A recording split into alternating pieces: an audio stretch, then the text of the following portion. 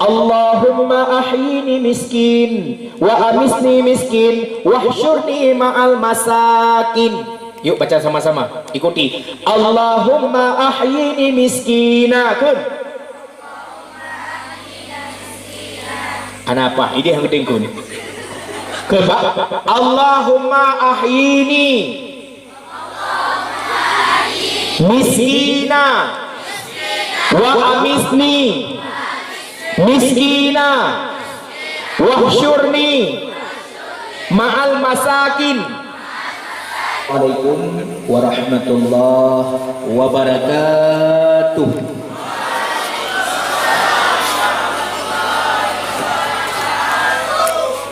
Alhamdulillah, alhamdulillahilladzi arsala rasulahu Muhammad rahmatan lil alamin.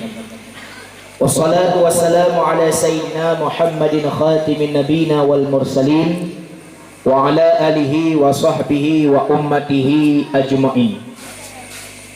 Allahumma fansurna wa ahlina wa baladina ya Allah minal qaumil kafirin wa minal qaumil musyrikin wa minal qaumil kadhibin wa minal qaumil zalimin bi barakati maulidin nabi wa bi barakati kalimati la ilaha illallah.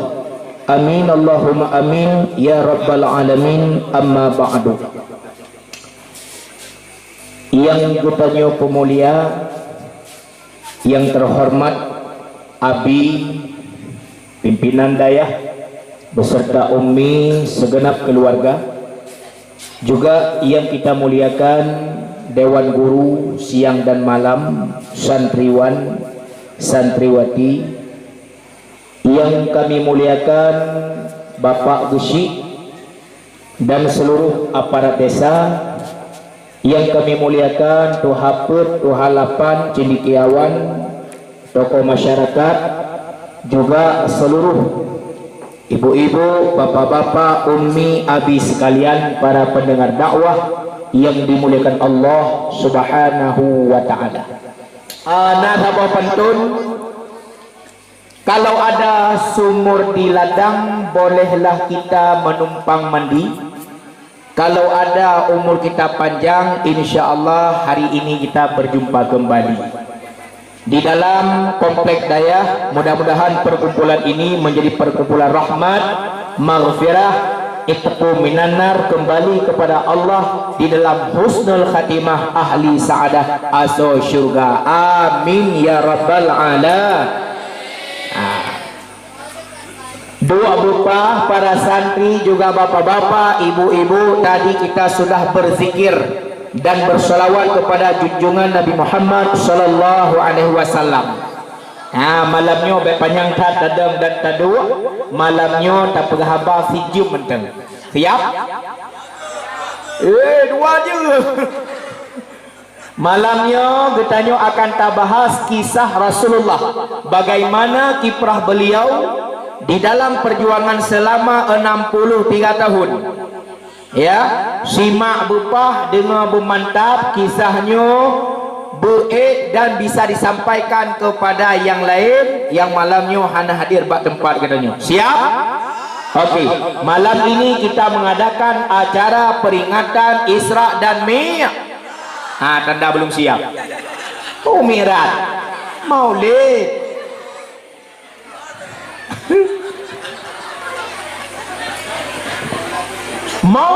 Maulid itu bahasa Arab. Maya di Aceh na yang kun maulud. Yang katanya maulud, yang lain kun mulud. Mulud ada dua yang. Pakai mana? Maulid, maulud. Maulid itu bahasa Arab, Pak. Maulid dalam makna bahasa Tanyo adalah peringatan masa lahir. Berarti kita mengadakan Maulid Nabi Muhammad, peringatan masa lahirnya Rasulullah. Kapan lahirnya Rasulullah? Pada tanggal 12 Rabiul Awal, dikenal dengan tahun Fil. Fil Arab bahasanya gajah. Ya, setiap tahun kita mengadakan acara peringatan Maulid. Bahkan saya pernah bertanya, lebih kurang tahun 2020 di masjid Kira-kira berapa sudah tahun kelahirannya Rasulullah pada tahun 2020? Sekarang sudah tahun 2022. Kira-kira tahun berapakah Rasulullah sudah dilahirkan di masa ini? Pada tahun kah?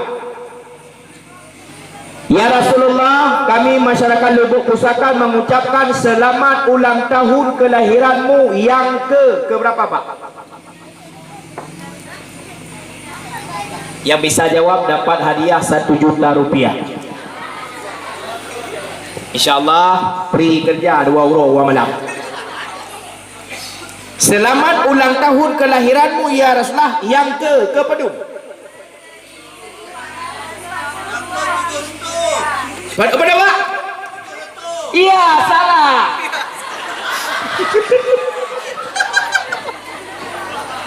Pokoknya Bapak kita semangat.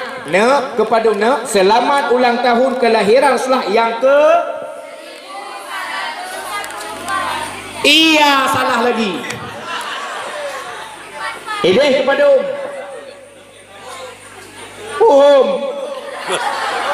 benar jawab. Kesalahan tu lagi. Selamat ulang tahun kelahiranmu Rasulullah yang ke. Masih salah. Simak Bapak. 1444 tahun Hijriah. Itu Hijriah. Artinya tahun baru Islam. 2022 Masehi. Itu tahun baru non-Muslim. Jadi beda pegang Kristen, juga Hindu, juga Buddha, juga Katolik, juga Protestan, juga Konghucu, juga Katolik. Yang mutaho bermandum bak 2022. 2022 Masehi. Masehi diambil dari kalimat Masih, Isa al-Masih. Artinya diangkatnya Isa dari dunia ini ke langit yang kedua. Itulah tahun pertama keyakinan orang Katolik pada waktu diangkatnya Nabi Isa atau orang Yahudi. Itulah tahun pertama dunia dihitung oleh orang-orang yang mempertuhankan Nabi Isa. Maka Masehi itu diambil dari kalimat Isa al-Masih. Masih itu adalah penyelamat. Maka asal mula kalender 2022 diambil pada masa Nabi Isa diangkat langit ke-600 lebih sebelum lahirnya Rasulullah sallallahu alaihi wasallam. Kak 1444 Hijriah. Bagaimana asal usul Hijriah? Dengar apa? Dengar bu. Nada tu budak, nada tu budak.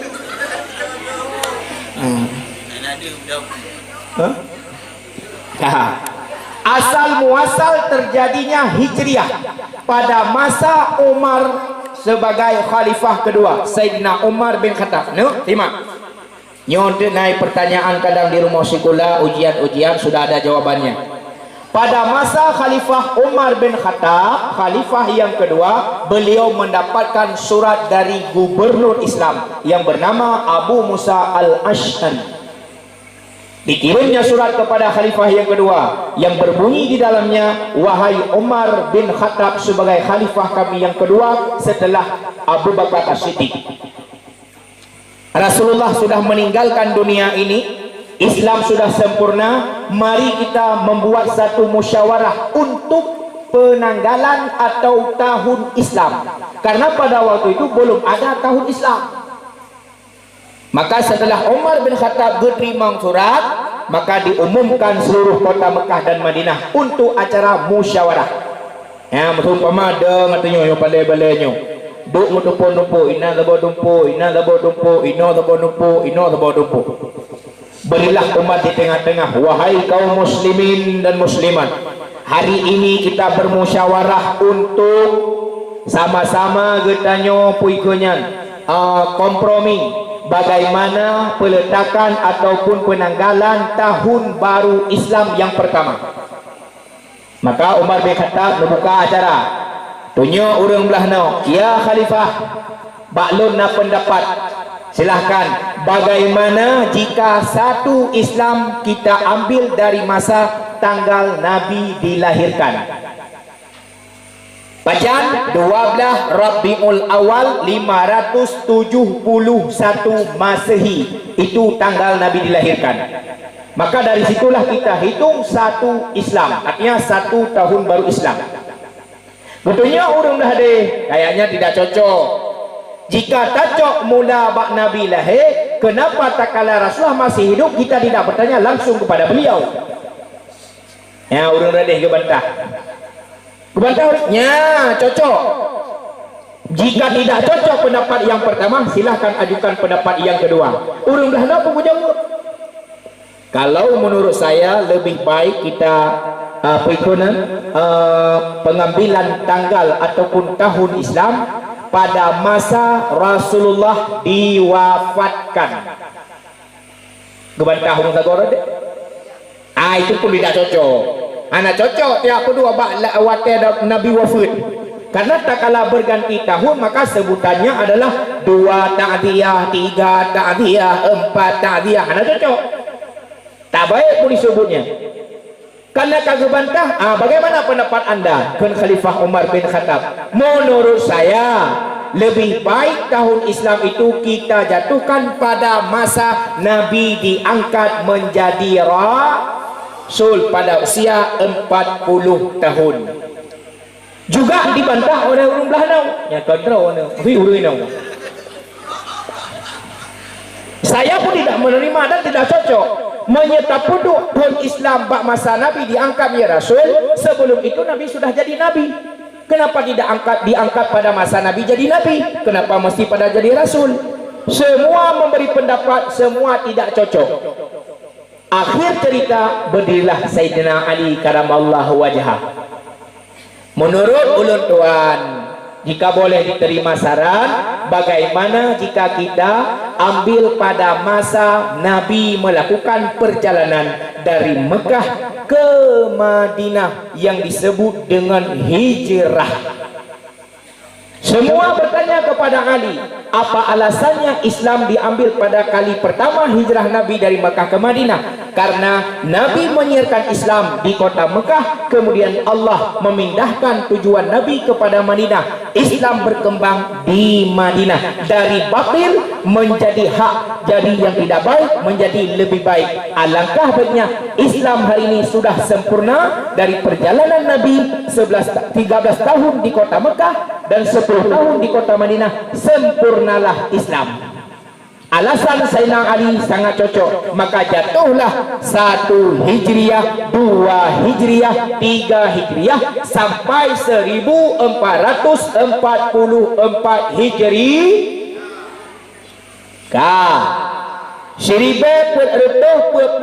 Hijriah. Hijrahnya Rasulullah. Kapan Nabi hijrah? Pada usia 53 tahun. Rasulullah menjadi Rasul umur 40 tahun. Menyiarkan Islam secara syir dan terang-terangan di kota Mekah 13 tahun. Kemudian berpindah ke Madinah 10 tahun. 63 tahun Rasulullah wafat. Sama dengan tambah 1444 Hijriah. Pada masa Nabi 53 tahun ditambah usia sebelum Hijriah 53 tahun sampai lahirnya. 53 tahun tambah 1444 Hijriah sama dengan, ya Rasulullah, selamat ulang tahun kelahiranmu yang ke-5 1497 dah. Bukan. Yo, bukan ibu hai kalkiram no kalkulator. Seribat buat ertoh si kurang ploh 7 ton ka jioh tanyo ngan Rasulullah. Ya bukan. Yo hai. Yo seribat pertoh 20 tambah 50 leh. Kerja kan seribat pertoh kurang 7 kan jadi tinggal 3 leh kalkulator. Dah lah aku bilang roko. Anda tu dengar. Si ribat berredoh si kurang penuh 7 Jio tanya dengan Rasulullah. Ya, jadi malamnya inilah yang akan saya bahas. Simak bepa, mudah-mudahan bermanfaat. Bagaimana kiprah Rasulullah, bagaimana tingkah laku Rasulullah, bagaimana akhlakul karimah Rasulullah. Yang pertama dengan keluarganya, yang kedua dengan para sahabatnya, yang ketiga dengan orang-orang yang menyakitinya, yang keempat dengan umat yang belum pernah Rasulullah lihat wujud gedanya, tetapi kita selalu didambakan dan diridukan untuk berjumpa dengannya di yaumil akhirat. Yang pertama, akhlak Rasulullah dengan keluarga. Nyo khususan bapak-bapak, simak bapak. Ada satu kitab yang bernama Madarijus Su'ud karangan Syekh Imam Muhammad bin Nawawi Al-Bantani. Beliau merupakan ulama Banten. Banten. Al-Bantani itu Banten. Beliau adalah sangat mencintai Rasulullah sehingga banyak mengarang kitab-kitab yang menterjemahkan tentang kiprah Rasulullah, akhlak-akhlak Rasulullah. Salah satunya adalah nama kitabnya Madarijus Su'ud atau Mudarajus Su'ud. Salah satu di antara kiprah atau akhlak Rasulullah dalam kitab tersebut, akhlak yang pertama Rasulullah dengan istri tercinta. Tak kala Nabi nawa rumah, selalu Nabi bertanya kepada istrinya, "Ya Humairah, hal indakum syai'a?" Adakah sesuatu di sisimu? Ya bahasa katanya, "Kalih tagunmu kamasak kuah." Pertanyaan dia. Pada hari tersebut, hana makanan yang dia ketagun, hana dabuh yang dia masak. Dijawab oleh istri Nabi, "La syai' ya Rasulullah," tidak ada apa-apa. Hana sepena ya Rasulullah. Tak kala Nabi mengetahui tidak ada makanan yang bisa dimakan di rumahnya, adakah Nabi marah? Nabi? Apa jawaban Nabi? "Bal inni saim." Jika memang tidak ada makanan yang bisa saya makan, saya berpuasa. Ini akhlaknya nyupaya tak perankan bapak-bapak waktu tahu rumah. Kadang-kadang hana masak abu, bek mepep-pep. Bek merepep, bek kun berangkat ke rumah. Juga kita ibu-ibu melayani suami adalah salah satu kewajiban fokus dalam kehidupan. Apalagi tak kala dua suami, ibu-ibu harus cantik. Watewo lako nyan masker yang naba muka pinah juga deh. Baik kadang-kadang suami pulangnya jam 12 malam, pas dibuka pintu masker hitam mantau muka. Assalamualaikum, waalaikumsalam. Mutipek muka, banggu ke burung. Allahu la ilaha illa huwal hayyul qayyum la ta'khudhu. Agak pikir hantu kau katanya. Lah masker. Pakai masker, wate suami gejak, watewo suami dandan belagak. Ibu-ibu jangan lupa pakai budak mustika ratu, putih muka hitam teku. Juga ada budak adik bayi, my baby, putih muka hitam kaki. Boleh pakai, ada masalah ya. Yang penting tari dan penting lagak, yang penting cantik untuk suami. Bu, tak kala suami pulang ke rumah, yang pertama tindakan yang harus dikerjakan oleh sang istri, berpakaian yang rapi dan cantik. Baik pakaian daster serta ribel hebah ke rumah. Baik pakai pakaian partai yang kabukah guti ya. Pakailah pakaian yang ibu beli di All Shop. Yang ibu copi bajai lagak sok di rumah, bajai yang inta linto sok di rumah, bajai yang kalendara baru sok di rumah. Pakaian-pakaian yang hana laga, pakaian ibu cantik, ibu laga ibu untuk suami, bukan untuk orang lain. Tunggu, jika tasuk bajai lagak di rumah man watai dain talinto sok pakaian pakaian yang biasa-biasa saja.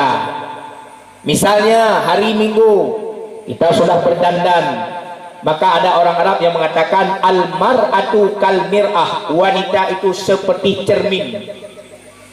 Orang ini lagi cermin. Apanya yang cermin? Hati perempuan. Hati perempuan seperti cermin. Bagaimana makna cermin? Cermin saboh ngeluh-luh rau. Apabila tadang di ke cermin, nyan ban saboh di hurinang nyan. Tapi apabila cermin pecah, apabila digabungkan kembali, tetap hantu le saboh. Nyan kup jai du tanya obat cermin yang bekah. Betul ke betul? Betul. Itulah perasaan wanita. Jika memang suaminya masih ada dalam hati, tahu-tahu suaminya selingkuh, hati-hati. Walaupun sudah baikan, perasaan sakit hati golong gadah bak hati urineng. Itulah makna almar'atu kal mir'ah. Dan juga wanita yang suka deng-deng bak kaca. Ya kan? Wanita galak deng-deng bak cerminnya bukan? Luluh rohnya urineng. Ya, saban lagi atas salawah, tapi adanya tapi urau. Buat salawah. Konyan hati wanita. Maka bu, hiasi diri untuk para suami. Kecantikan hanya milik suami, bukan milik orang lain. Maka wate dandan, dang ikut kaca, boh budak, boh cilak, boh lipstick, niatkan untuk menyenangi hati suami, bukan untuk orang lain. Hana boleh ada buah lemnya butari biar aku berlagak bercantik supaya orang lain kalau lembek malelako. Hana urusan dengan orang lain. Yang penting pada pandangan suami kita sudah senang hati bagi dirinya, maka itu sudah cukup untuk menyenangi. Hana boleh cari orang lain. Akhlak pertama Rasulullah, tak kala Rasulullah kembali ke rumah, bertanya, hal indakum syai'ah, adakah sesuatu makanan yang bisa dimakan? La syai', hana tapena ya Rasulullah, bal ini sya'im, Nabi berpuasa. Satu. Yang kedua, pernah pada suatu malam Rasulullah SAW terlambat pulang ke rumahnya karena ada acara rapat menyuhana salah, entah perang Uhud, entah perang Badar. Kedua ulun tuan Siti Aisyah. Bu, namanya Aisyah, bukan Aincah. Ya, ada yang nama Aisyah. Tunjuk tangan. Aisyah. Bagi waktu Aisyah nah. Hana. Adik putri. Bojaro. Putri. Pucina ni no. Cerepai bojaro. Itu semua hui. Aisyah, bukan Aincah. Ada juga istri Nabi yang bernama Khadijah, bukan Khatijah. Abdullah, Ibrahim, Qasim, bukan Kasim. Jadi bapak-bapak yang nan KTP Kasim, tinggal ajak kita jemaah balik. Kan Kasim, Qasim, Qaf. Bukan kan ke, Qasim. Abdullah, Ibrahim. Hadada. Ibrahim, bukan Ibrahim. Zainab, Ruqayyah, bukan Ruqayyah. Ummika, bukan Kasum. Ummi Kasum. Fatimah. Laga ne kedabuhnan Nabi, nama anak Nabi Ibrahim Ismail. Besarnya dia ke sekolah SD, SMP, kemudian SMA, jadi bapak guru, ngelamar jadi tukang guru di sekolah SD. Waktu dipanggil bukan lagi Pak Ismail, ya bahasa Aceh Pak ya, menyeja ketengku Tengku Mae. Namanya bagus Ismail, tapi dipanggilnya singkat guys. Anagot lebih-lebih singkat bahasa Arab Pak, tidak boleh disingkat-singkat.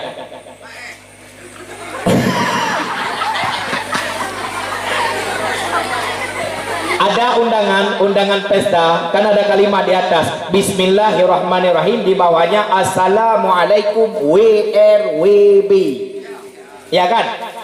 WR apa? Warahmatullah, WB wabarakatuh. Jikalau ditulis kalimat WR dibaca tidak ada makna dan tidak ada pahala bacaannya.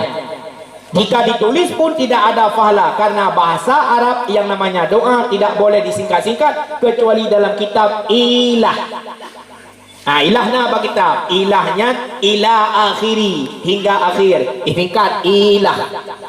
Selain daripada itu tidak boleh kalimat ada singkat-singkat, apalagi doa. Assalamualaikum doa, kenapa disingkat WRWB?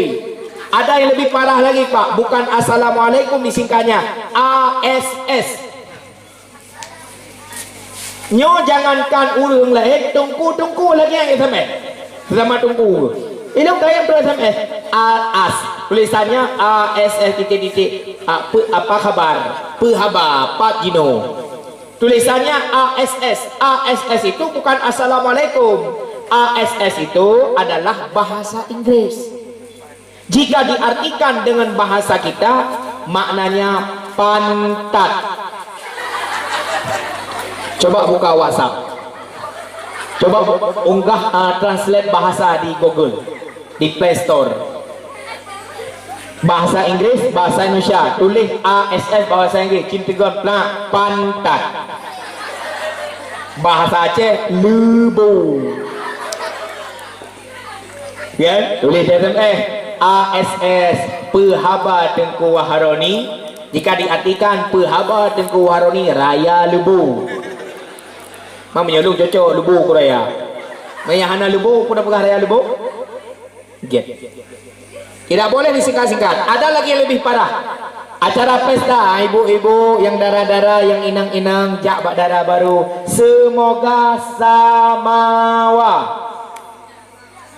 Apa samawa?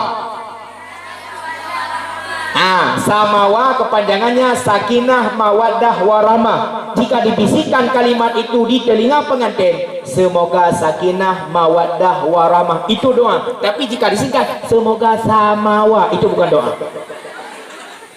Samawa bukan kepanjangan sakinah mawaddah warahmah, tapi kepanjangan samawa, sama-sama mandi wajib. Kali ini kawin itu subuh yang mana wajib. Baik singkat-singkat bahasa Arab sudah baik. Mana tu tingkat-tingkat. Walau nyo kahudip pada zaman modern, zaman milenial, yang namanya doa, apalagi bahasa Arab, lagi mu tulis, lagi nyan baca, lagi nyan tulis. Nampak? Kembali kepada pokok pembahasan. Pada satu malam Rasulullah terlambat pulang ke rumahnya.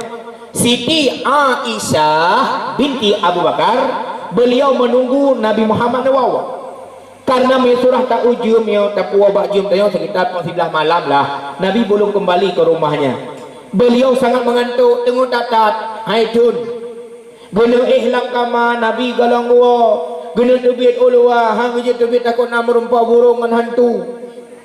Kata dia ambil tikar tempat tidurnya Rasulullah, geluang, dihempasnya di depan pintu di dalam rumahnya. Inan gepit, inan geik. Sehingga tengok go. Kagua Rasulullah. Assalamualaikum ya Humairah. Assalamualaikum ya Humairah. Assalamualaikum ya Humairah.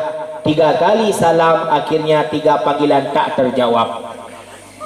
Artinya di dalam kitab Adabul Insan fi Islam, adab-adab manusia dalam agama Islam, salah satu di antaranya di sana pada halaman 22, perkara kunjung mengunjung.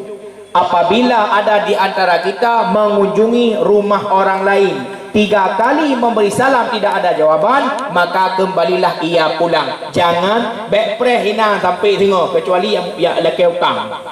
Melaki utang hanya buka pintu, jendela tak mau dalam, kadang mutom. 3 kali Rasulullah memberi salam, pintu tidak terbuka. Namanya Nabi, marahkah Rasulullah? Tidak. Kejak Nabi nagih melasa, nagih nonton bola, petipi tak pun nonton. Nabi membuka surbannya, meluk ikut pintu di luar rumah. Nabi naik ke pintu. Siapa 2 ngep rumah mekalung tak ngep pintu. Jula malam, jam 3 malam, terbangunlah istri Rasulullah sallallahu alaihi wasallam. Watai kebedah posisi mata ikut pintu, terbayang dia Rasulullah golau-golau karena pintu galau terbuka. Maka terciumlah aroma pada tubuh Rasulullah. Di dalam kitab Barzaji tertulis kamiski wa tibi. Aroma bau yang keluar pada tubuh Rasulullah, bau misik dan bau kasturi. Kadang-kadang istri Rasulullah tak kala Rasulullah kembali ke rumah, nyo iruh keringat yang keluar daripada kepalanya Rasulullah. Ya, negalon. Oh ibu-ibu, ya mana aku buka jaro sini, mana?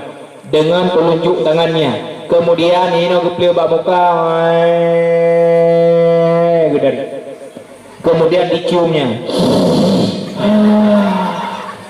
Bau kasturi. Para sahabat Rasulullah tak kala Rasulullah berkeringat, nyan merupah-rupah yakun iruh Nabi kepe minyak pret. Minyak somprot. Anak payah blau bakli farbu iruh Nabi bau kasturi, bukan seperti bau kasturi pada tubuhnya Rasulullah. Maka ibu-ibu si gaga singoh praktek sebagaimana Aisyah mengambil keringat Rasulullah kemudian dicium singoh watelaka wohe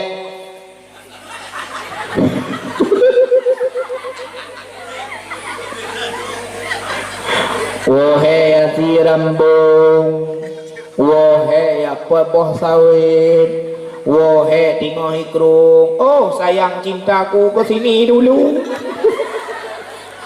Ada apa cinta? Aku ingin mencium bau keringatmu seperti yang dilakukan oleh Aisyah radhiyallahu anha. Ya kira-kira bu, bu. Jika Rasulullah bau misik, suami kita tentu bau masih ibu. Mana sama apa nih nasaban maru'uh Rasulullah ngaru'uh ke nyawa. Tidak anak saban. Tapi begitulah akhlaknya Siti Aisyah radhiyallahu anha. Dia tahu betul bahwa Rasulullah ada di luar rumah. Nah giliwah. Kemudian dibukanya pintu, Nabi Muhammad dengar gepego, ya Rasulullah bangun dong. Hanya bahasa adanya, siapa nih mang? Ya Rasulullah, nubudah bangun, bangun. Bangunnya Rasulullah, kemudian dirangkulnya, dipeluknya Rasulullah oleh Aisyah sambil mengucapkan, ya Rasulullah, maafkanlah diriku yang telat membuka pintu untukmu. Napa mahlon katalah buka pintu? Marahkah Rasulullah? Nah bengeh pak. Nabi Muhammad juga memeluk istrinya. Engkau tidak salah, kata salah, lon yang salah karena terlambat pulang. Kira-kira bu menyahada buka pintu dari pos 8 ke tok sampai pos sa. Sudah tengok ikut pintunya nak selamat tinggal bunga. Tiga menjelah tu. Tapi kanina kan di lubuk saka ilangin ini. Suami-suami di sini suami-suami saleh. Suami-suami taat Allah. Ya kan? Setiap salat maghrib berjamaah selalu ke masjid. Ukuran han padang sah penuh-penuh hurung tan. Ya, itu akhlaknya Aisyah radhiyallahu anha. Beliau meminta maaf kepada Rasulullah karena telat buka pintu. Nabi Muhammad juga meminta maaf karena terlambat pulang ke rumahnya. Itu akhlak Nabi.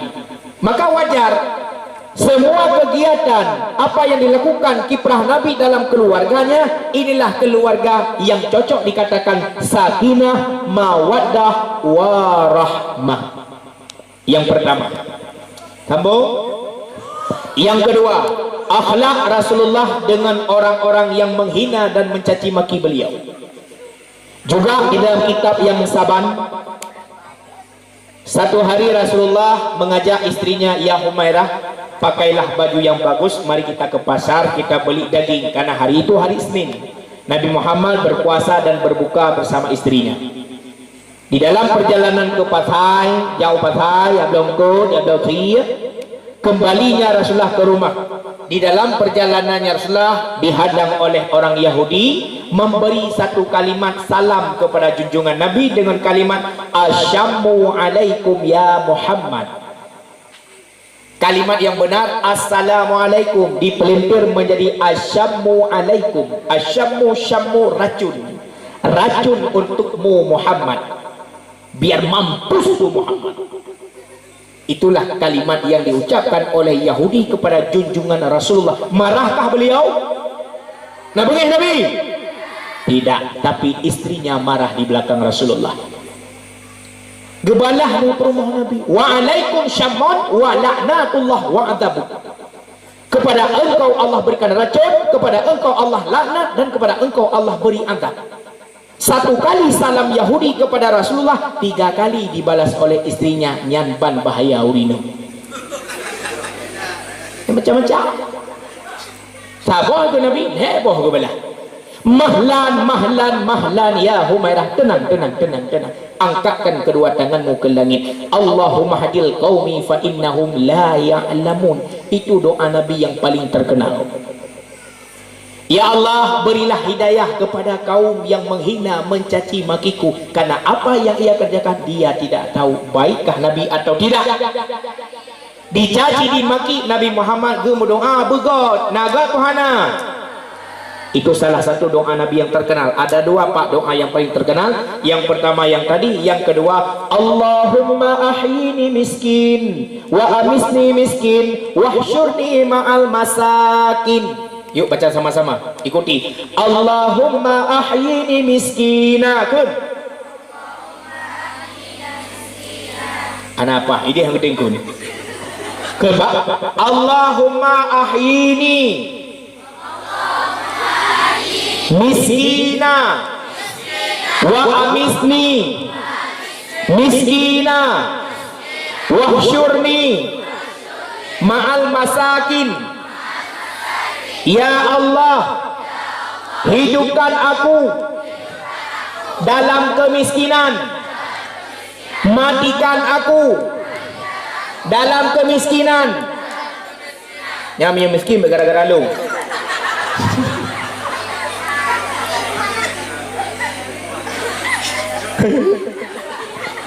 Gitu pun yang ada kekun. Ini cara ayah haron kekun, waron pangai kekun. Hai, kelebihan menjadi orang miskin adalah satu kelebihan daripada Rasulullah. Orang miskin, orang fakir, cepat proses orang kiamat. Pakai bidang ya ma'asyaral masakin, wahai orang-orang miskin, kum budah bakubu. Kata budah pada orang miskin. Pakai Allah. Nah sembahyang. Nah Allah. Nah puasa. Nah ya Allah. Nak boleh ikut hana ya Allah, hana tanah belang lu. Nak jauh haji hana ya Allah, jangankan haji mutanah merah hana lepas. Aku tak bije nak ngejar ya Allah. Timpang helang kah hana lepas hana terpena ya Allah. Kita mau ihram juga, kita mau la surga, kita hidup juga. Kebagah proses. Tapi jika ada orang-orang kaya yang kredit, kuduk mukuru balik lah. Lừa kaya kriat ukuran kriat ho kodok jiup le ia thabo minjeng han lu ruah yang berlalu. Nah sembahyang, nah ya Allah, nah puasa, nah ya Allah, nah boh jekut, nah ya Allah, pakan hana ka boh jekut, tibo ya Allah, mampu tibo ngamblang, ngentawet tibo ko yang hang tu mai boh jekut tua ko lam. Nah haji lebih lam hang tu mai ya Allah, tibo motor na motor pajada support. Mata bohnya kau main kalau haji hana kudu meja holok lam nuraka ubi kadar dosa tidak menunaikan kewajiban. Tetapi miskin yang dimasukkan di sini adalah miskin yang sabar atas kemiskinannya. Hablum minallah bereh, hablum minannas rebes. Itu baru masuk surga. Miskin sembahyang bohong, miskin jabutan puasahan jabut lebih lam hantem pegah draw urung saleh, itu salah. Kata Imam Ali, artinya Sayyidina Ali karamallahu wajhah, pegekul Ali laula khamsun khisalin la sara nasu kulluhum salihina. Jikalau tidak ada 5 perkara ai sifatil madhumumah, sifat tercela pada manusia, lasaran nasu kulluhum salihina, sungguh pasti jadi mereka semuanya manusia orang saleh. Terhenti dan getanyo hana gekira lam agama orang saleh jika na bak tanyo 5 perkara. Coba diterima. Beb saleh ro. Ada lu pikon saleh utak malamnya. Nyoy jardak kemerek sagai. Batal kita jadi orang saleh jika ada 5 sifat atau salah satu sifat yang 5 pada diri kita. Yang pertama, al-qanaatu bil jahli. Al-qanaah neoi tafsir makna qanaah senang, bil jahli senang dengan kebodohan. Dia tahu dirinya bodoh, tidak tahu apa-apa, tapi hang getem jak beut woten abut di kampung. Tidak mau menghadiri acara majlis pengajian yang dalam kampung. Dia tahu betul Al-Fatihah belum benar buat dia baca. Dia tahu benar wudu berwudu untuk salat hana betul, tapi hang getem yang minta untuk betul senang dengan kebodohan, karena hang getem yang minta nyan walau na salat, walau na puasa, walau na umrah, walau na haji, tiap tahun santunan anak yatim, tiap tahun bibu fakir miskin, tapi dia bukan orang saleh, walau namanya Muhammad Saleh. Hati-hati. Dosa wahid, dosa yang pertama tertinggi adalah tarkut ta'allum kabirah, meninggalkan menuntut adalah dosa besar. Dan sifat yang tercela yang paling atas adalah meninggalkan agama. Ngon karena hana jamita ilmu agama sapu hana betul bata kerja tata cara ibadat, maka orang yang merasa dirinya bodoh dengan agama dan tidak mau memperbaiki dengan agama, dia bukan orang saleh. 1, 2. Wasyuhu bil fadli. Syuh dengan kelebihan. Syuh hampir sama dengan bakhil. Bakhil kikir, krit. Jika bakhil krit kurang lain. Kedua tu tep ajo, tapi watai lakai gop hantabi, itu namanya bakhil. Tapi syuh berbeda. Ada rod beabe tapreh go bayi nyan syuh. 2 bakede warung kopi. Jak sama-sama 2 kanan. Wate pesan pesan sama, wate pesan mi goreng pesan sama, wate bayi tapreh go bayi, handa bayi ada ta bayi taroh bayi go nyegun bakhil. Tapi na yang hana bayi menyejak mu kelompok jak limang draw nya hana beda-beda hana bawang kopinya. Biasa sawai beda yang bayi 2 ina trip. Preh go bayi nya gekeun syuh. Orang yang mempunyai sifat bakhil dan syuh, walau banyaknya ibadat, dia bukan orang saleh. 2. Yang ketiga, wasidahu fid dunia, rakus tentang perkara dunia, menghalalkan segala cara. Hana peleturi nyan haram, hana peleturi nyan mabuk, hana peleturi nyan riba, hana peleturi nyan tragok, asai lat punya puun penduk. Bertiga tentang ibadat kepada Allah. Jika perkara dunia, perkara agama menghalalkan segala cara, dia bukan orang sah. 3. Yang keempat, warriya'u fil amali, ria pada pekerjaan. Segala ibadat selalu dipamerkan kepada orang lain. Asaina urang kalon, asaina urang ibadat rajin. Biasa menye iromah lih sembahyang zuhur, assalamualaikum kanan, assalamualaikum kiri, lipat sajadah, ya duk bak warung kopi.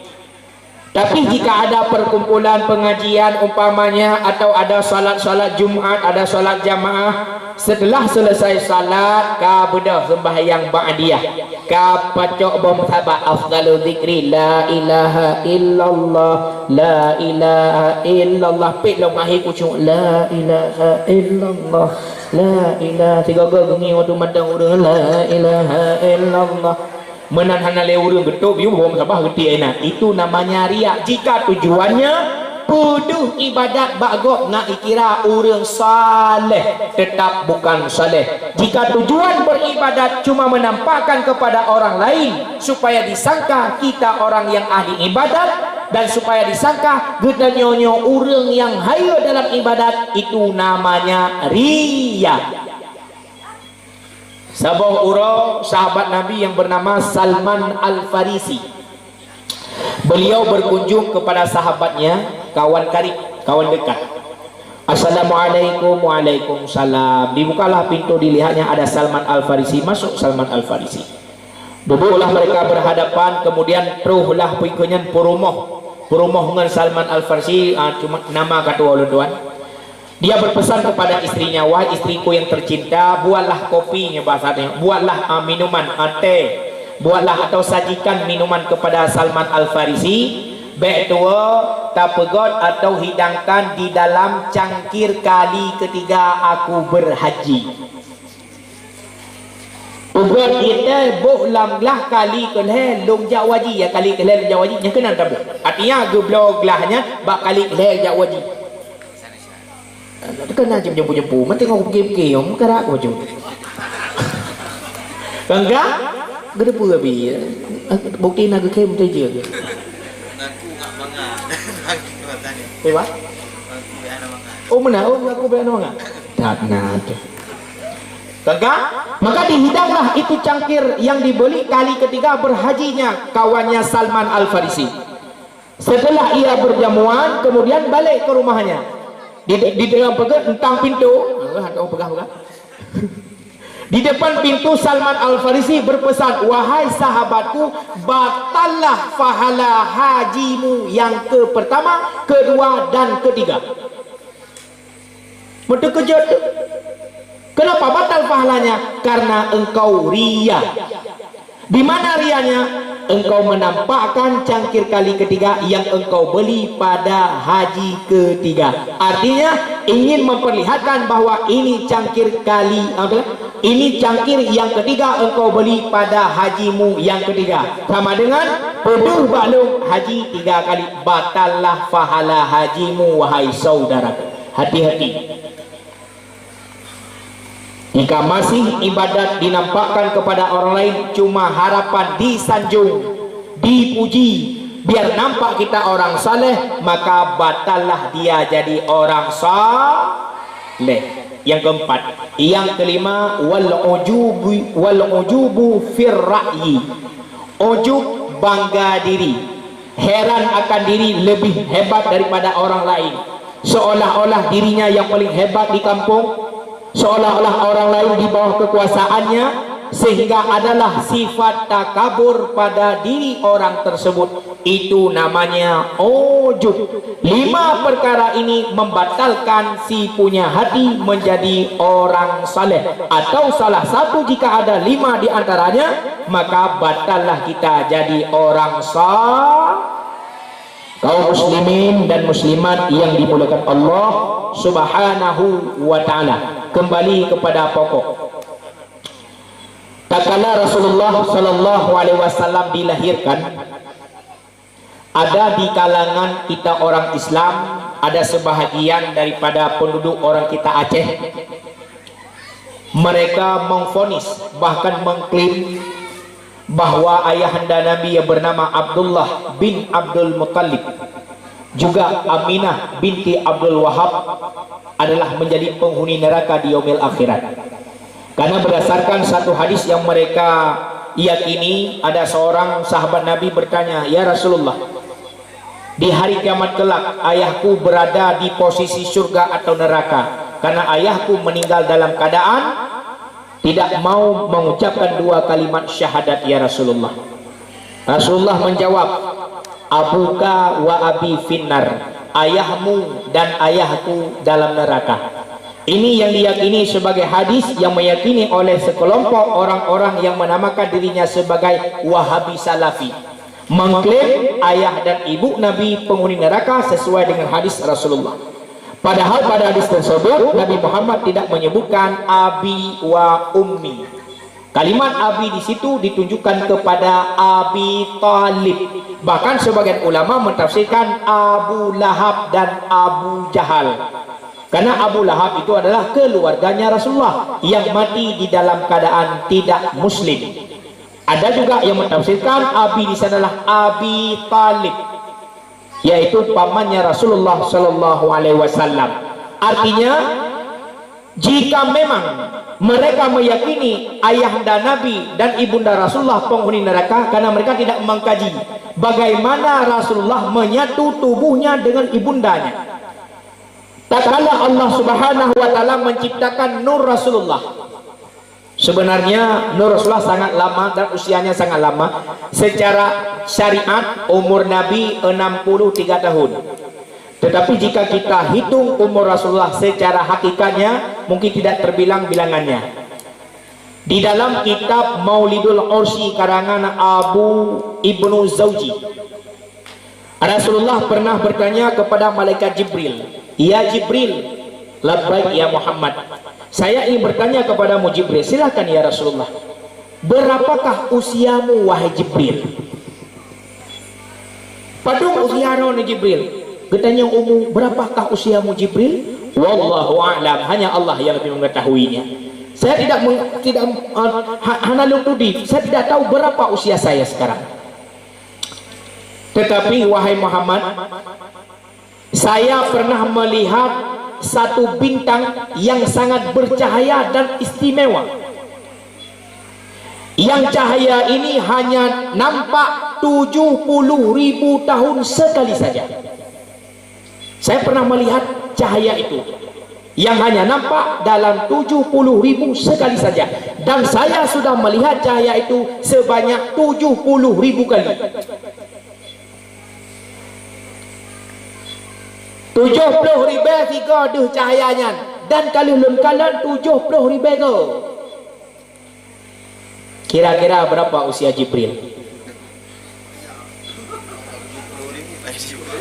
70.000 kali 70.000, 4.900.000 tahun. Ya, kalau kita bawa kalkulator no. Kau kena kira. Ya. Jibril, tahukah engkau cahaya yang engkau lihat itu siapa? Wallahu a'lam, hanya Allah yang mengetahui. Wahai Jibril, cahaya yang engkau lihat itu adalah nurku, kata Nabi. Itu cahayaku, itu nurku, nur Muhammad. Berarti jika usia Jibril pada masa Muhammad Nabi kita bertanya pada ketika itu menyerta hitung usia Rasulullah 63 tahun pada syariatnya, maka sebelum dijadikan Rasulullah sebagai bentuk manusia, berapakah usia nur Nabi Muhammad Sallallahu Alaihi Wasallam? Tidak terhingga dan tidak bisa kita hitung berapa lamanya dijadikan nur Nabi Muhammad Sallallahu Alaihi Wasallam. Setelah nur Nabi Muhammad kemudian dijadikan alam semesta. Panjang cerita yang beredar peloronan dalam kitab Daqaiqul Akbar tertulis. Kemudian nur itu dijadikan langit, bumi, surga, neraka semuanya, sehingga jadilah Nabi Adam yang di dalam surganya. Kemudian nur itu diletakkan oleh Allah pada ubun-ubunnya Nabi Adam.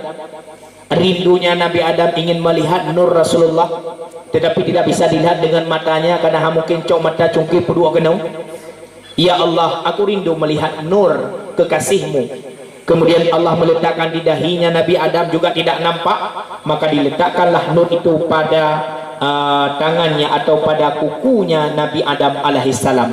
Saking rindunya melihat kecantikan keelokannya nur Rasulullah, dia kecup yaitu jarinya dan dibacakan doa, sehingga doa itu menjadi doa yang sangat sakral untuk kita untuk diamalkan pada bab azan.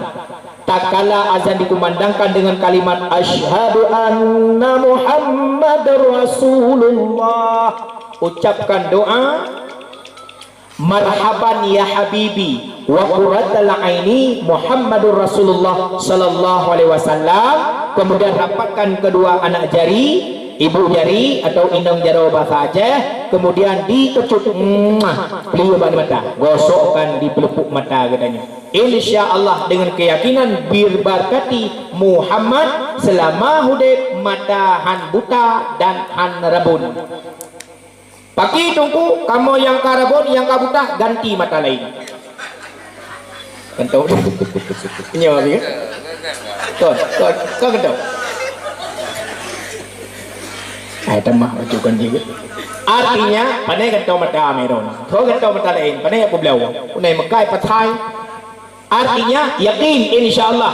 Bacaannya marhaban ya habibi wa qurratal aini Muhammadur Rasulullah sallallahu alaihi wasallam. Jeuna Pak. Jeuna.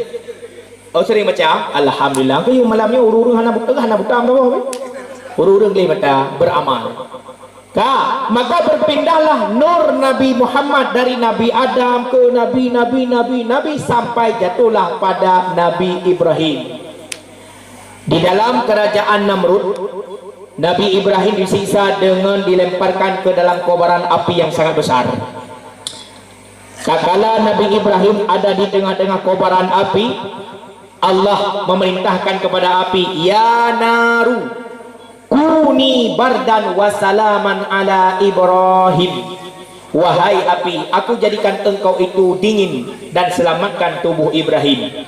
Pak, di dalam Al-Quranul Karim banyak doa-doa yang bisa kita amalkan sebagai zikir.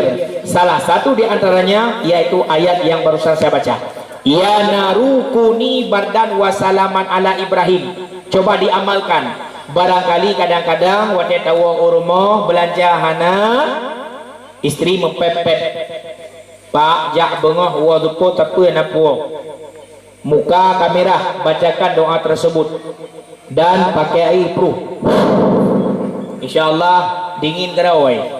Ya naru kuni bardan wasalaman ala Ibrahim. Wahai api, jadilah engkau dingin dan selamatkan tubuh Ibrahim. Maka dinginlah tubuh Ibrahim di dalam kobaran api. Nabi Ibrahim bertanya kepada api, wahai api, kenapa yang sebesar ini engkau dingin? Api menjawab, ya Ibrahim Khalilullah, ketahuilah Allah memerintahkanku untuk menyejukkan tubuhmu. Yang pertama, yang kedua, wahai Ibrahim, ketahuilah pada tubuhmu ada nur Muhammad, ada nur Nabi, ada nur Rasul yang karena dirinya aku dijadikan oleh Allah. Rupa-rupanya nur Nabi Muhammad SAW sudah berada di dalam tubuh Nabi Ibrahim. Setelah itu perjalanan Ibrahim menyiarkan agama Allah, menikah ia dengan Siti Sarah, tidak mempunyai anak, kemudian menikah ia dengan Hajar. Mengandunglah Hajar, lahirlah seorang putra dinamakan dengan Ismail. Itu adalah nazar Ibrahim, Nabi Ibrahim kepada Ismail. Jangankan harta aku korbankan, jikalau Allah memberikan keturunan kepadaku, maka akan aku potong leher anakku. Rupa-rupanya nazar tersebut kata pada usia 11 tahun. Inilah asal muasal terjadinya udhiyah, kurban pada hari raya udhiyah atau hari raya kurban. Pada usia 11 tahun Nabi Ibrahim mengajak Ismail ke Bukit Tursina. Diikatnya Ibrahim, kemudian diasahnya ia punya pedang sampai cukup tajam. Nabi Ismail, rupa-rupanya lehernya tidak terputus. Nabi Ibrahim bertanya kepada pedang, wahai pedang, kenapa leher anakku tidak terputus olehmu?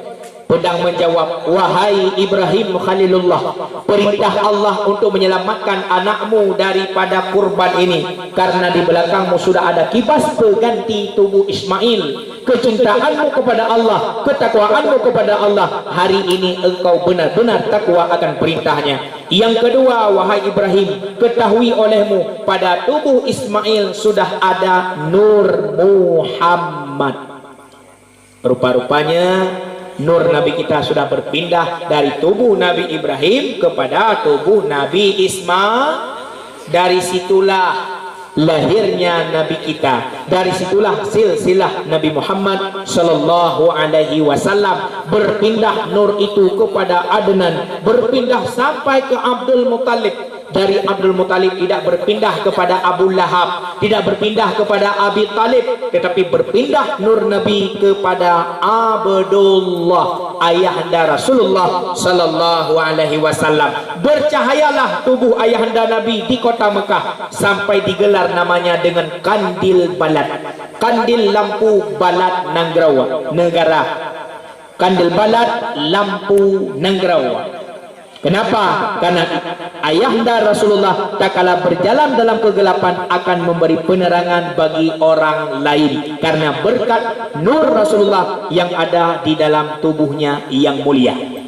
Terjadilah pernikahan, ya kokoh yuk. Terjadilah pernikahan antara Abdullah dengan ibunda Nabi Aminah binti Abdul Wahab. Ya, sebagaimana biasa suami istri, pada satu malam ibunda Rasulullah sallallahu alaihi wasallam bermimpi kedatangan seorang nabi, seperti yang dikisahkan di dalam nazam-nazam takala bersalawat atau watemulud bunuh. Bulan yang kufun Nabi Adam alaihi salam, nabi pertama menjauh khabaran Uba Aminah yang kata kandung Nabi mulia. Bulan kedua Nabi Idris alaihi salam, nabi mulia menjauh khabaran Uba Aminah yang kata kandung Rasul kesudahan, sampai 9 bulan. Pada malam pertama datanglah Nabi Adam dalam mimpinya ibunda Rasulullah. Assalamualaikum Aminah. Waalaikumsalam. Man anta, siapa kamu? Ana Adam. Adam. Adam. Nabi Adam. Nabi Adam, manusia pertama diciptakan oleh Allah dalam surga. Saya endatu gada, engkau cucuku wahai Aminah. Perintah Allah untuk disampaikan kepada rimu wahai Aminah. Ketahuilah malam ini engkau hamil. Dalam mimpi Aminah, hamil, hamil pak bahasa Arab. Hamil, bukan hamil, hamil. Hamil, hamil bahasa Arab, mengandung bahasa dokter, menanggung bahasa kita, mume lubuk pusaka. Ya. Ada satu lagi pak, ulu. Apa yang ada ulu? Ulu, ulu itu bunting, bunting, bunting bak kameng. Ulu le, pandai ulu le. Ulu le no, bukan pandai. Ulenya. Oh lekem. Ini kau nanti kau na? Oh benar? Oh lekem mana mau bawa berapa bahasa kayu? Ya. Tiga kau bujit bahasa menjampu-jampu. Saya teringat Pak di Aceh dulu masa konflik. Ada orang Aceh, kalau tidak salah di seputaran Simpang Ulim, persimpangan itu, waktu masa konflik, yaitu ada salah satu orang kita membakar apa namanya mobil. Jadi semua polisi mendatangi tempat tersebut karena mobil yang dibakar ditanya oleh polisi. Ini semua masyarakat Aceh yang sudah berkumpul, kira-kira siapa bakar mobil ini?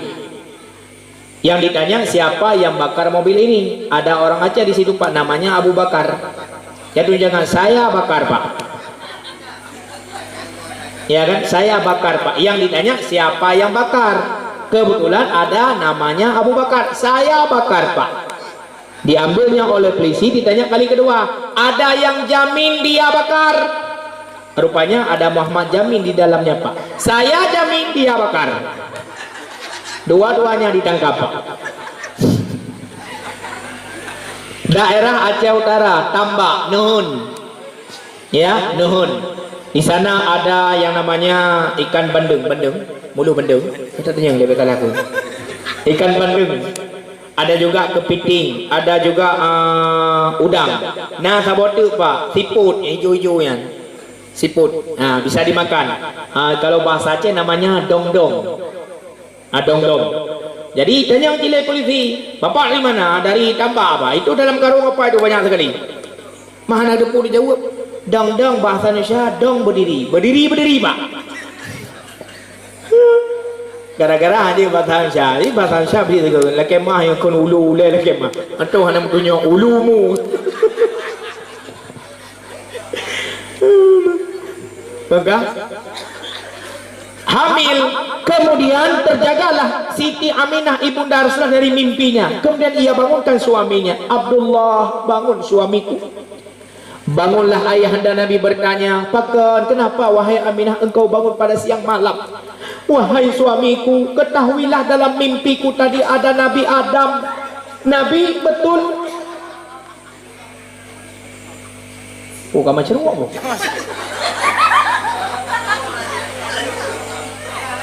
Oh, lanjut. Nabi Adam berpesan yang bahwa malam ini aku hamil. Kapan terjadi peristiwa itu? 12 Rajab. Hamil pertamanya ibunda Rasulullah dan datangnya Nabi Adam untuk memberitahukan bahwa ibunda Rasulullah hamil jatuh pada tanggal 12 Rajab. Maka setiap 12 Rajab, 12 Sya'ban datanglah para nabi 9 bulan. 12 Rajab, 12 Sya'ban, 12 Ramadan, 12 Syawal, 12 Zulqa'dah, 12 Zulhijjah, 12 Muharram, 12 Safar, 12 Rabiul Awal. Walau ada khilaf lahir Nabi Muhammad, ada pendapat, ada yang bilang bukan 12 Rabiul Awal. Itu banyak yang pendapat. Cuman kita yakin bahwa Rasulullah telah lahir. Apakah 12 Rabiul Awal atau 13, 14? Yakin kita Rasulullah pernah lahir dan pernah hidup sehingga membawa agama Allah sampai ke lubuk pusaka. Nah, yang ingin saya bahas, Rasulullah dikandungi oleh ibundanya selama 9 bulan. Bersatunya tubuh Nabi dengan tubuh ibundanya. Bersatunya nur Rasulullah di dalam tubuh ayahandanya Abdullah bin Abdul Muttalib. Bagaimana orang-orang di luar itikad Ahlus Sunnah wal Jamaah meyakini ibunda ayahanda Nabi penghuni neraka. Tubuhnya bersatu dengan tubuh Nabi, darahnya bersama dengan darah Rasulullah. Jangankan ayahanda dan ibunda Rasulullah, tatkala Nabi wafat, hampir masa wafatnya Rasulullah, Nabi berpesan, "Ya ma'asyaral muslimin, aku adalah Nabi, aku adalah Rasul yang membawa risalah, yang membawa kalian daripada kejahilan, menyembah Lata dan Uzza sehingga menyembah Allah Azza wa Jalla. Sebelum aku tiada, aku umumkan kepada kalian semua, jika ada di antara kalian yang tersakiti, yang aku zalimi, aku pukul, aku ambil harta dengan rampas, maka hari ini adalah hari mengambil kisas, tuntut bela." Poh baliknya surah tanya, jika ada harta yang aku ambil secara rampas, hari ini minta kembali. Semua sahabat terdiam, tidak ada yang bersuara kecuali seorang sahabat yang bernama Akasyah. Nyo yang boleh luno pegah kan tubuh Nabi, kan keluarga Nabi, tapi dijamin masuk surga oleh Allah, apalagi ayahanda Rasulullah dan ibunya. Akasyah namanya. Beliau bukan saudara Nabi, beliau bukan adik ipar Nabi, beliau bukan senasab dengan Rasulullah. Orang biasa yang mengimani akan kerasulan Rasulullah sallallahu alaihi wasallam. Pada akhir ceritanya, beliau hanya mencium perutnya Rasulullah, tapi dijamin beliau masuk surga. Hanya mencium perutnya Nabi, dijamin masuk surga. Bagaimana Rasulullah di dalam kandungan ibundanya Nabi Muhammad sallallahu alaihi wasallam. Maka yakin dengan seyakin-yakinnya, ayahanda Rasulullah beserta ibunya adalah penghuni surga Allah. Kaum muslimin dan muslimat yang dimuliakan Allah subhanahu wa ta'ala. kehidupan yang kita jalani pada hari ini dan malam ini, dan apa yang kita kerjakan hanyalah semata-mata mencari ridha Allah. Yang kedua, mengharap syafaat Rasulullah di yaumil akhirat. Syafaat artinya bantuan, pertolongan. Sering kali Rasulullah menyebut kalimat ummati, bahkan dikisahkan oleh ulama kita pada masa hidupnya menyebut kalimat ummati tak kala lahirnya, dan juga tak kala Nabi wafat. Nabi mempertanyakan kedudukan kita di yaumil akhirat. Bahkan di dalam hadis qudsi Allah mengatakan, "Ya Muhammad, inni haramtul jannata ala sairil anbiya hatta tadkhulaha anta." Ya Muhammad, aku haramkan syurga dimasuki oleh nabi-nabi yang lain sehingga engkau masuk duluan ke dalam syurga pada hari kiamat. Itu kemuliaan Nabi Muhammad dibandingkan dengan para nabi yang lain. Yang kedua, Allah umumkan, "Ya Muhammad, wa inni haramtul jannata ala sairil ummami hatta tadkhulaha ummatuka." Allah haramkan, aku haramkan syurga dimasuki oleh umat-umat nabi lain sehingga umatmu masuk duluan dalam syurga ya Muhammad pada hari kiamat. Artinya masyarakat Lubuk Pusaka lebih awal tamang syurga daripada umat Nabi Ibrahim jika selamat imannya. Jika memang ada dosanya, maka katanya akan gutuk di dalam neraka sekadar dosa yang kita kerjakan sebelum taubat, artinya sebelum mati mentengna kekai dosa dalam tubuh katanya. Itu kehormatan yang diberikan oleh Allah kepada umat Rasulullah. Tak kala bangkit di yaumil akhirat, idza zulzilatil ardu zilzalaha, apabila bumi ini digoncangkan dengan goncangan yang dahsyat, wa akhrajatil ardu asqalaha, semua yang ada di bawah bumi akan keluar ke atas, yang nadi atuh reuyuk, wa qalal insanu ma laha, semua manusia akan bertanya-tanya. Sebagaimana hadis kata Allah dalam Al-Quran, kullu nafsin zaikatul maut, setiap yang bernyawa akan merasakan kematian. Manusiakah, tumbuh-tumbuhan serta hewan akan merasakan kematian. Hanya tinggal Allah dan malaikat pencabut nyawa. Israel, ya Allah lapor, silakan Israel. Semua makhlukmu sudah binasa ya Allah, sudah terpisah nyawa dengan jasadnya. Tugasku sudah selesai ya Allah. Allah berpesan, wahai Israel, tugasmu cuma satu lagi, cabutlah nyawamu sendiri. Sehingga Allah yang wahid, Allah yang ahad, Allah yang ahar, sendirinya Allah yang kekal, yang tidak ada kekal selain daripada Allah subhanahu wa ta'ala. Maka sifat Allah mutakabbir, sifat Allah takabur, menyombongkan diri pada hari kiamat, itu hak Allah ta'ala. Maka baik sagai-sagai getanyo tacok hak tekabu, karena itu adalah hak Allah ta'ala. Allah akan menampakkan kesombongannya. Limanil mulku yaum, kata Allah, di mana penguasa-penguasa bangkit, kum bangun. La ilaha illa ana, kata Allah, hari kiamat tidak ada Tuhan kecuali aku, kata Allah. Di mana raja-raja, di mana orang-orang yang pernah mengakuinya sebagai Tuhan? Fir'aun bangun. Dalam sejarah Fir'aun mengakui dirinya sebagai Tuhan. Di dalam satu kitab kedua ulun, Iblis pernah bertemu dengan Fir'aun. Datanglah Iblis ke diaman Fir'aun sehingga ia bertanya, wahai Fir'aun, kenalkah engkau denganku? Fir'aun menjawab, aku kenal, engkau Iblis. Wahai Fir'aun, aku tidak menyangka engkau lebih hebat dan lebih terkenal daripadaku, kata Iblis. Fir'aun bingung dan bertanya, apa kehebatanku sehingga mengalahkan engkau, wahai Iblis? Sejahat-jahatnya diriku, aku tidak pernah mengakui diriku sebagai Tuhan.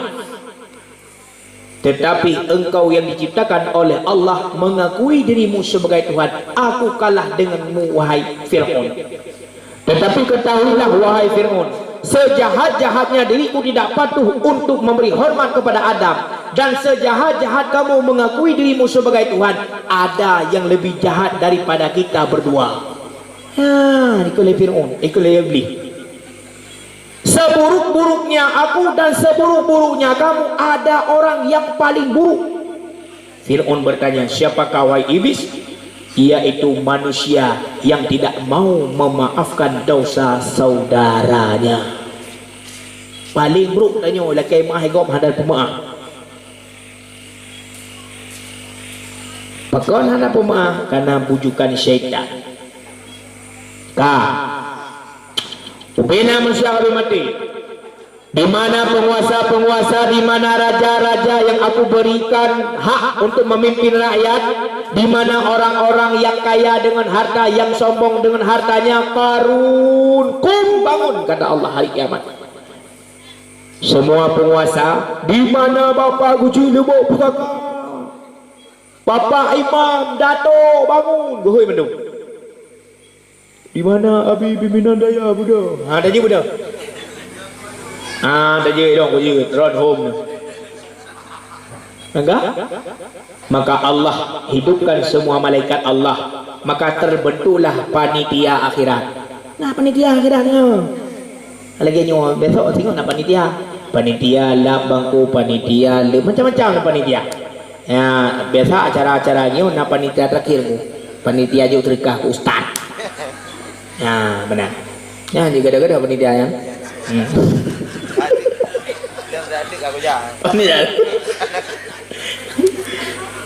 Maka Allah binalah dan Allah bentukkan panitia akhirat.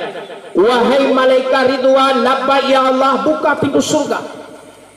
Untuk siapa ya Allah? Aku akan memasukkan hamba-hambaku Lubuk Pusaka dalam mendung. Amin hanikun.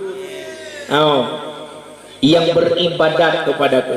Wahai Zabaniyah, labbaik ya Allah, buka pintu neraka. Buat siapa ya Allah? Aku akan memasukkan hamba-hambaku Lubuk Pusaka dalam. Apa kita menji?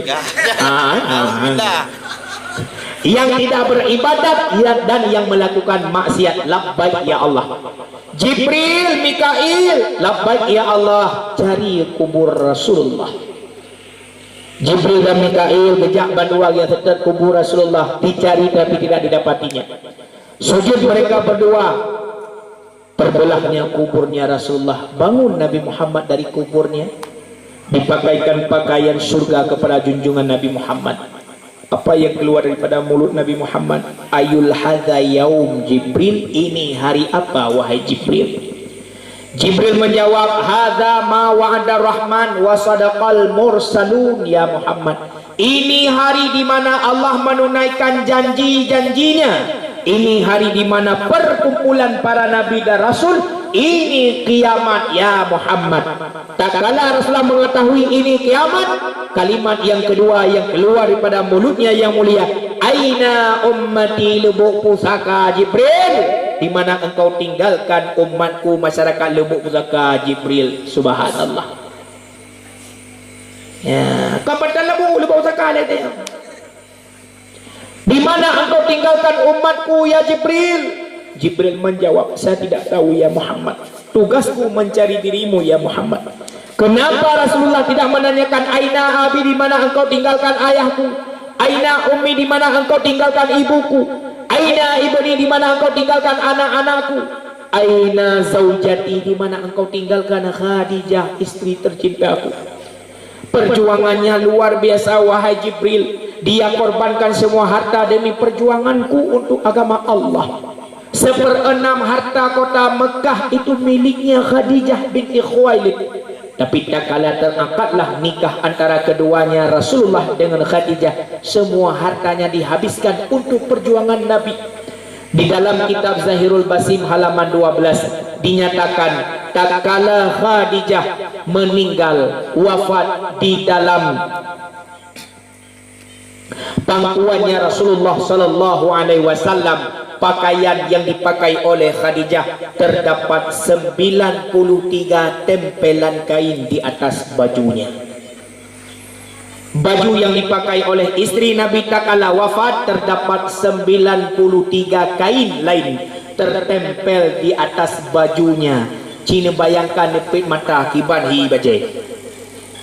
Allah gantikan dengan baju syurga. Innallaha ashtara minal mu'minina anfusahum wa amwalahum bi anna lahumul jannah. Allah membeli daripada orang-orang yang beriman anfusahum, jiwa mereka, amwalahum, harta mereka, bi anna lahumul jannah, digantikan dengan syurga. Harta Khadijah dibeli oleh Allah, jiwa Khadijah dibeli oleh Allah, digantikan dengan syurga Allah. Tetapi Nabi tidak bertanya, aina zaunati, di mana engkau tinggalkan istriku wahai Jibril. Tetapi yang ditanyakan oleh Rasulullah, aina ummah, di mana engkau tinggalkan umatku wahai Jibril. Saya tidak mengetahui keberadaan mereka ya Muhammad. Naiklah engkau ke atas burak ya Muhammad, syurga menantimu, engkaulah yang pertama memasuki syurga tersebut. Masuklah Nabi Muhammad bersama Jibril dengan burak dalam syurga Allah. Senangkah Nabi? Senang. Gembirakah Nabi? Gembira. Tapi Nabi termenung di dalam, karena sendirinya Rasulullah dalam syurga. Ditegur oleh Allah, ya Muhammad, apakah fasilitas syurga tidak memuaskan bagi dirimu? Sangat memuaskan ya Allah, tapi aku teringat dengan umatku, di mana keberadaan mereka ya Allah. Izinkanlah aku untuk keluar daripada surga ini, aku mencari umatku di yaumil akhirat. Keluarlah Nabi dari surga yang paling mewah, yang tidak ada bandingannya, mencari kita di dalam padang mahsyar. Apakah bukti itu tidak memberikan bukti sebagai cinta Nabi Muhammad kepada kita? Bangkitlah semua para nabi, bangkitlah semua para manusia yang pernah hidup sejak Nabi Adam sampai hari kiamat kelak. Masyarakat Lubuk Pusaka bangun. Kita akan mencari keberadaan Rasulullah SAW untuk mendapatkan syafaatnya. Kita akan melihat ada manusia yang paling besar berdiri di tengah-tengah manusia lain. Dialah Nabi Adam. Kita akan menghampiri, akan mendatangi, ya Abal Bashar, wahai ayah manusia, berilah pertolongan kepada kami masyarakat Lubuk Pusaka. Nabi Adam akan menyanggah, wahai cucuku, tidak ada kemampuan hari ini kepadaku yang diberikan oleh Allah. Ketahuilah, satu gigitan buah khuldi yang aku gigit, aku dikeluarkan oleh Allah dari surga. Bagaimana dosa engkau ingin masuk dalam surga Allah? Aku tidak mampu memberikan syafaat untukmu hari ini. Silahkan mencari kepada nabi-nabi yang lain. Sampailah kita kepada Nabi Ibrahim. Ya Ibrahim Khalilullah, labbaik. Man antum, siapa kamu semua? Kami umat Muhammad, masyarakat Lubuk Pusaka, Kecamatan Langkahan, Kabupaten Aceh Utara. Lengkap sesuai KTP alamat. Habis, antum nama KTP. Berilah syafaat kepada kami wahai Ibrahim. Sungguh panas terinya matahari sejengkai baulai mataura. Tapak-tapak kai pajuh lepui.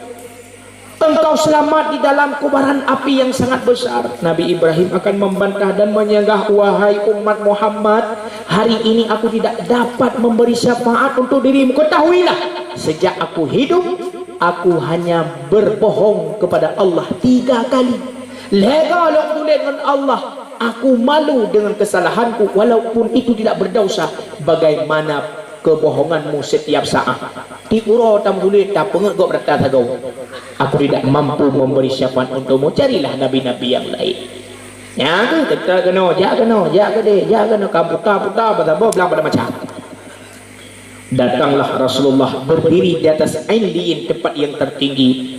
Rasulullah menyeru, ya ummati, come here sayang, mari. Nabi Muhammad akan memanggil umatnya yang ada tanda wudu, yang akan putih pada mukanya, tangannya, dahi serta kedua kakinya adalah orang-orang yang selalu berwudu. Dalam arti kata, yaitu mereka yang selalu mendirikan salat sehari semalam 5 kali. Maka jangan pernah kita meninggalkan salat 5 waktu. Sebagian ulama mengatakan barang siapa yang meninggalkan salat 1 kali diazab oleh Allah 8.000 tahun dalam neraka 1 kali. Itu paling ringan. Ada yang mengatakan 80.000 tahun. Satu kali meninggalkan salat 8.000 dalam neraka, 8.000 tahun. Satu hari di sana 1.000 tahun di dunia. Satu kali 8.000 tahun. 5 kali meninggalkan salat, 5 kali 8.000, 40.000 tahun. Dalam satu minggu 7 hari, 7 dikali 5, 35 kali salat dalam seminggu. Seminggu tidak melakukan ibadah salat, kali 8.000, 280.000 tahun dalam neraka. Sebulan 30 hari, 30 dikali 5, 150 kali salat dalam sebulan. Lam bulan meriga hana sembahyang, kali 8.000 tahun, 1.800.000 tahun dalam neraka.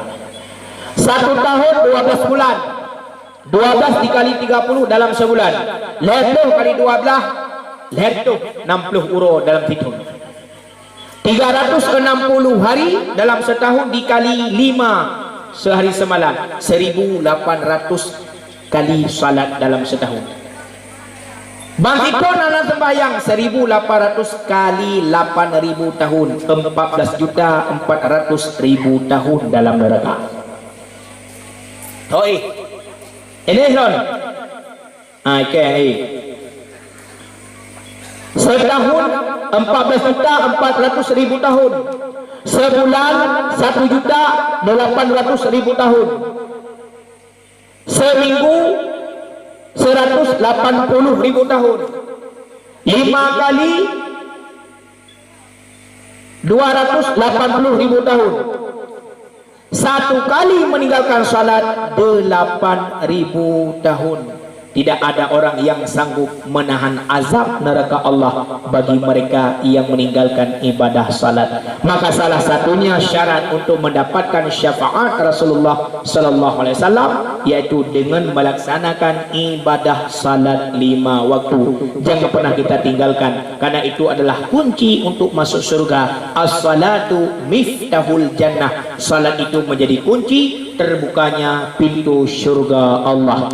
Maka syafaat Rasulullah yang tidak idam-idamkan di yaumil akhirat, bantuannya sesuai dengan janjinya bagi umat yang beriman dan bertakwa dan menjalankan segala perintah Allah dan Rasulnya. Mudah-mudahan kita akan diberikan syafaat di yaumil akhirat oleh junjungan Nabi Muhammad sallallahu alaihi wasallam. Amin amin ya rabbal alamin.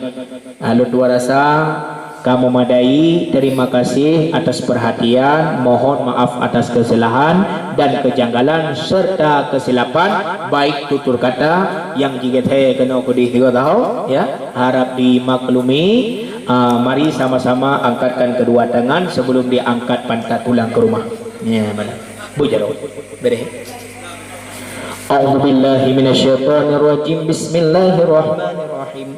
Alhamdulillahi Rabbil Alamin. Wassalatu wassalamu ala Sayyidina Muhammad wa ala alihi wa sahbihi ajma'in. Allahumma ghfir lana dhunubana wa dhunuba walidina warhamhuma kama rabbayana saghira wa li jaddina wa li jaddatina wa li ustadina wa li masyaikhina wa li jami'il muslimina wal muslimat wal mu'minina wal mu'minati ya rabbal alamin. Allahumma takhtim ajalana ya Allah bi husnil khatimah wa la takhtim ajalana ya Allah bi su'il khatimah. Allahumma ahyina bil iman wa amisna bil iman wa ahsyurna yawmal qiyamati bil iman wa adkhilna jannata ma'al iman. Rabbana atina fid dunya hasanah wa fil akhirati hasanah wa qina adzaban nar. Wa sallallahu wa sallama ala sayyidina Muhammadin wa ala alihi wa sahbihi ajma'in walhamdulillahi rabbil alamin. Sallallahu wa sallama ala nabi sayyidina Muhammadin wa alihi wa sahbihi ajma'in. Allah sallallahu wa sallama ala nabi sayyidina Muhammadin wa alihi wa sahbihi ajma'in. Allah sallallahu على النبي سيدنا محمد وآله وصحبه أجمعين آمين آمين يا رب العالمين آخر كلام بالله التوفيق والهداية السلام عليكم ورحمة الله وبركاته.